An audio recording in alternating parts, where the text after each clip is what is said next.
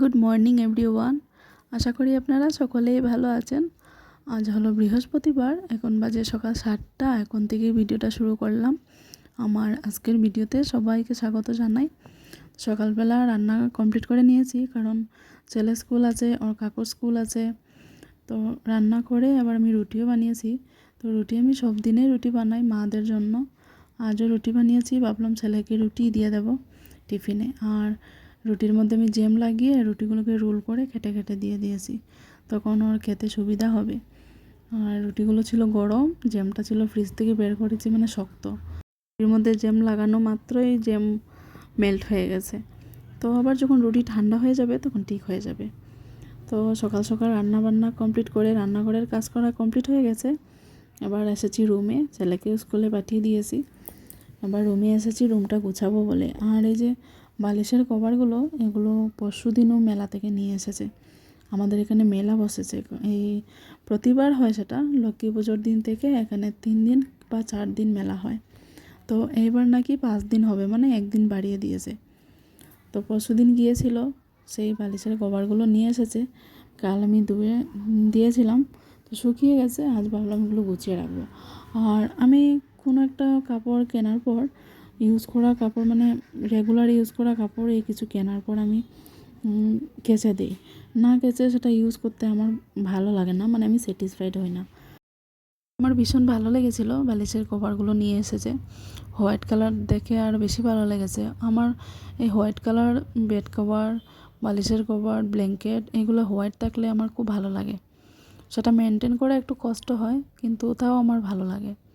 কথা বলতে বলতে আমার রুম গোছানো হয়ে গেছে, বিছানা টিছানা গোছানো হয়ে গেছে। এবার ভালো করে ঝাড় দিয়ে দেবো। আর আমাদের রাস্তায় কাজ চলছে, মানে ঘরের পাশের রাস্তাটায় প্রচুর পরিমাণে আওয়াজ হচ্ছে, মানে বলার মতো না সেটা। অনেক বড় বড় গাড়িগুলো চলছে আর এত আওয়াজ হচ্ছে। আর ভাইব্রেশন মানে এতই, গড়ে মানে ভূমিকম্পর মতো হচ্ছে।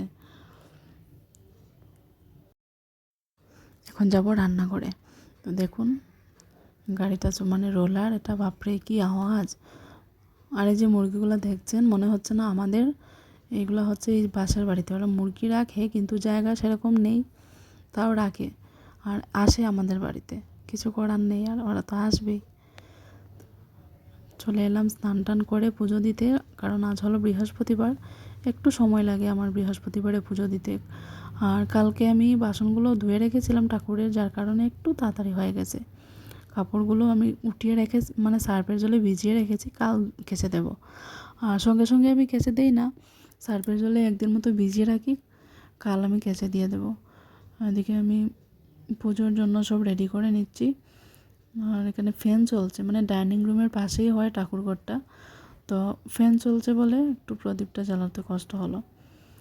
দেখুন এদিকে আমার পুজো দেওয়া কমপ্লিট হয়ে গেছে। আর আজ না পুজো দিতে অনেক ভীষণ মানে ভালো লেগেছে, কারণ অনেক অনেক ফুল পেয়েছি। কোনো কোনো দিন আমি ফুল পাই না, তো মনটা খারাপ লাগে পুজো দিতে। আজ আমি প্রচুর পরিমাণে ফুল পেয়েছি, তো পুজো দিতে ভালোই লাগলো। পুজো দেওয়ার পর আর কোনো ভিডিও করিনি, মানে ভুলে গিয়েছিলাম। আর দুপুরবেলা আমি প্রতিদিনই খাওয়ার পর একটু শুয়ে থাকি, তো আজ একটু ঘুম লেগে গিয়েছিলো, মানে একটু ঘুমিয়ে পড়েছিলাম। তো এখন এসেছি, এখন বাজে 4:30। এখন থেকে রান্নাটা শুরু করলাম রাত্রের। ফুলকপি আলু ভালো করে ধুয়ে এবার সেদ্ধ বসিয়ে দিয়েছি। এগুলো একটু মানে সেদ্ধ বলতে ভাপিয়ে নেব। আর ডিম রান্না করব বলে কড়াইয়ের মধ্যে কিছু দেইনি, শুধু তেলের মধ্যে তেজপাতা ফোড়নে দিয়েছি, শুকনো লঙ্কা দিয়েছি, দিয়ে পেঁয়াজ, রসুন, আদা, কাঁচা লঙ্কা, টমেটো সব একসাথে পেস্ট করে কড়াইতে দিয়ে দিয়েছি, মানে একটু তাড়াহুড়ো করে করব। আর এদিকে ফুলকপিগুলো ভাপিয়ে নিয়েছি। আবার নুন আর হলুদ দিয়ে ফুলকপিটা আগে ভেজে রাখবো, না হলে গলে যেতে পারে ফুলকপিটা। আর ডিমের মশলাটা ভালো করে কষিয়ে নেব। আর মশলা কষানোর উপরে ডিপেন্ড করে রান্না। সব মশলা দিয়ে দিয়েছি, জিরে গুঁড়ো, ধনে গুঁড়ো, লঙ্কা গুঁড়ো, হলুদ গুঁড়ো, নুন, একটু চিনি দিয়েছি। দিয়ে ভালো করে কষিয়ে নেব। যেহেতু কাঁচা লঙ্কা নেই, একটু লঙ্কার গুঁড়োটা বেশি করে দিয়েছি। আর এদিকে ফুলকপিগুলো লাল লাল করে ভেজে নিয়েছি। এবার আলুটা ভেজে নেব। আলুটা আর আলাদা করে ভাজবো না, একসাথে কড়াইতে তেল দিয়ে ফোড়ন দিয়ে আলুটা দিয়ে দেবো। আলুর মধ্যে মশলা কষানোর পর ফুলকপিটা দিয়ে দেবো। আর এদিকে ডিমটা ভালো করে কষিয়ে নিয়েছিলাম, ডিমের মশলাটা তো ভালো করে কষিয়ে নেওয়ার পর আমি জল দিয়ে দিয়েছি। আর এখন জলটা যখন ফুটে উঠেছে তখন আমি এই ডিমগুলো একটা একটা করে ভেঙে ভেঙে দিয়ে দেবো। তো জলটা আমি একটু বেশি করে দিয়েছি, কারণ অনেকগুলো ডিম দেব, ডিমগুলো সেদ্ধ হতে হবে। আর যেহেতু আমাদের লোকজন বেশি, তো এক এক করে সবগুলো ডিম আমি দিয়ে দেব। আর এদিকে এই আলুর মধ্যে মশলা দিয়ে দিয়েছিলাম, ভালো করে কষানোর পর এবার ফুলকপিগুলো ঢেলে দেব। একটু চিনিও দিয়েছি, আর এই যে রেগুলার মশলাগুলো দিয়েছি, নুন, জিরে গুঁড়ো, হলুদ গুঁড়ো, লঙ্কা গুঁড়ো, ধনে গুঁড়ো সব দিয়েছি, দিয়ে ভালো করে কষিয়েছি। ভালো করে কষানোর পর ফুলকপিগুলো দিয়ে একটু নাড়াচাড়া করে, যেহেতু ভাজা ছিল ফুলকপিটা, জল দিয়ে দিয়েছি। আর এদিকে দেখুন ডিমগুলো যে দিয়েছিলাম আমি, ভালো করে হয়ে গেছে, দুবার করে উল্টে উল্টে মানে ভালো করে ভাপিয়ে নিয়েছি। আর জলটাও কমে গেছে, মানে শুকিয়ে গেছে, একটু গ্রেভি গ্রেভি রেখেছি। আর এখানে আমি একটু কসুরি মেথি দিয়েছিলাম ফ্লেভারের জন্য। এটার মধ্যে গরম মশলা গুঁড়ো দিলেও ভালো লাগে, আবার ধনেপাতা কুচি করে দিলেও ভালো লাগে। তো আমি গরম মশলাটা দেবো না, কারণ ফুলকপির মধ্যে গরম মশলা দেব, দুটোর ফ্লেভার একই রকম হয়ে যাবে, ভালো লাগবে না, সেজন্য আমি একটু কসুরি মেথি দিয়েছি। আর দেখুন একটা ডিমও ভাঙেনি, অনেকগুলো ডিম দিয়েছি, প্রায় 10টা মতো ডিম দিয়েছি, একটাও ভাঙেনি, সুন্দর হয়েছে দেখতে, কালারটাও ভীষণ সুন্দর হয়েছে। আর এদিকে ফুলকপি তরকারিটাও হয়ে গেছে।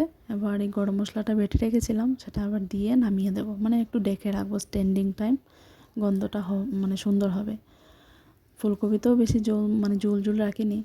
আর এই যে ডিমটা বানিয়েছি, সেই ডিমগুলো আমি সব বাটি বাটি বেড়ে রেখেছি সবার জন্য, কারণ একটা গামলার মধ্যে রাখলে না, এরকম করে যখন বানাই একটার মধ্যে রেখে দিলে তখন মানে ভেঙে যায়, নাড়াচাড়া করতে করতে ভেঙে যায়, সেই জন্য আমি সবার জন্য বেড়ে বেড়ে রেখে দিই, সেটা একটু সুবিধা হয়। আর যেহেতু আমি থাকবো না ঘরে এখন, মানে মেলায় যাব আজ, সেজন্য আমার রান্নাবান্না তাড়াতাড়ি কমপ্লিট করে নিয়েছি। আর ফুলকপি তরকারিটা এবার নামিয়ে নিয়েছি, ফুলকপি তরকারি বানালাম আর ডিম তরকারি বানালাম। দুপুরবেলার ডাল ছিল, কেউ যদি খেতে চায় তো খাবে। আর এবার গ্যাসটা ভালো করে মুছে নিয়ে একদিকে চা বসাবো, কারণ চা খাওয়ার সময় হয়ে গেছে। একদিকে চা বসিয়ে দেবো আর একদিকে ভাতটা বসিয়ে দেবো, আর পরে ডালটা গরম করে নেব। আর রান্নার পর আমি সঙ্গে সঙ্গেই গ্যাস ট্যাস মুছে নেই, মানে সেটা ভালো লাগে না রেখে দিলে। তো আজ হলো মেলার 4 নম্বর দিন, কাল তো শেষ হয়ে যাবে বললাম। তো আজই আমি যাব, কারণ ভেবেছিলাম লাস্টের দিনই যাব ওর সাথে আজই যাব। তো ভেবেছিলাম লাস্টের দিন যাব, কিন্তু ওয়েদারটা খুব একটা ভালো না, যখন তখন বৃষ্টি এসে যেতে পারে। তো যদি বৃষ্টি হয় বেশি তখন তো আর যেতে পারবো না, সেজন্য ভাবলাম কালকের জন্য রাখার দরকার নেই, আজই চলে যাই। আর আমি না কোথাও যদি যাই, মানে আমার কোথাও যাওয়ার থাকলে আমার এই যে আমার হাতের কাজগুলো যদি সেরে না যায়, আমার সেটা ভালো লাগে না। মানে যেখানেই যাব না কেন, যাওয়ার পরে সেটা খালি মনে করব যদি করে আসতাম ভালো হতো। সেজন্য আমি কোথাও গেলে আমার নিজের কাজগুলো আমি করে যেতেই পছন্দ করি। আর যেহেতু মেলায় যাব, একটু দেরি করে যাব, এই 8:30 9টার দিকে যাব, তো সেজন্য রান্না করেই যেতে হবে, কারণ আস্তে আস্তে তো একটু লেটও হতে পারে। আর এই মেলাটা মানে অনেক অনেক বড় একটা মেলা হয়, অনেক মানে প্রচুর লোকজন হয় এখানে, অনেক পুরনো একটা মেলা। কত বছর হয়েছে সেটা বলতে পারবো না, কিন্তু এতটুকু বলতে পারবো 50 বছরের বেশি হবে, এত পুরনো একটা মেলা। তো রেডি হয়ে নিয়েছি মেলাতে যাওয়ার জন্য, রেডি হচ্ছি আর ঠাকুরকে বলছি বৃষ্টিটা যাতে না আসুক, মানে মেঘলা মেঘলা একটু একটু মেঘলা মেঘলা করেছে। তো রেডি হয়ে গিয়েছি, এবার চলুন বেরিয়ে পড়ি। আর যদি বৃষ্টি আসে তখন তো আর সব কিছু শেষ হয়ে যাবে। তো চলে এলাম, এখনও ভিতরে ঢুকিনি, এটা হলো হাইওয়ে, এটা হলো মেন রোডের থেকেই মেলাটা দোকানপাট শুরু হয়ে যায়। তো ভিতরে ঢুকে এটা হলো প্যান্ডেল, এই যে লক্ষ্মী পুজো হয় এখানে, এটা হলো লক্ষ্মী পুজোর প্যান্ডেল। তো প্যান্ডেলটা সুন্দর বানিয়েছে, আর দেখুন কত লোকজন, এখনও কিন্তু লোকজন কমে আছে, কারণ আমরা এই 9টার দিকে এসেছি মেলায়, আমি আমার হাজব্যান্ড আর বাচ্চাকে নিয়ে এসেছি, সেজন্য একটু তাড়াতাড়ি এসেছি। লোকজন 10টা 10:30টার দিকেও আসে। আর যখন এই 10:30 11টার দিকে প্রচুর প্রচুর পরিমাণে লোকজন হয়। তো আমার হাজব্যান্ড যখন একা একা আসে, ও একটু দেরি করে আসে, রাতের খাবারটা খেয়ে আসে। মেলার খাবার না খেতে নেই, মেলার খাবারগুলো খুব মানে নোংরামি থাকে, সেটা ভালো লাগে না। খাওয়ার পর জল টলগুলো ভালো থাকে না, সেটা পেট খারাপ হয়ে যেতে পারে, সেজন্য আমরা কেউই খাই না। ও যখন রাতের বেলা একা যখন আসে তখন ও ঘর থেকে খেয়ে আসে। তো মিনা বাজারে ঢুকলাম, ও বললো ট্রেনে উঠবে। মেলা ঘোরা আজকের মতো আমাদের হয়ে গেছে, মানে প্রচুর পরিমাণে হেঁটেছি, এখন ঘরে চলে যাব। আর গাড়ি থেকে নেমে আমাদের সামনের যে দোকানপাটগুলো ছিল সব তো বন্ধ হয়ে গেছে, মানে প্রচুর রাত্র হয়েছে। তো ভালো লাগলে সাবস্ক্রাইব করবেন। আজকের মতো বাই বাই।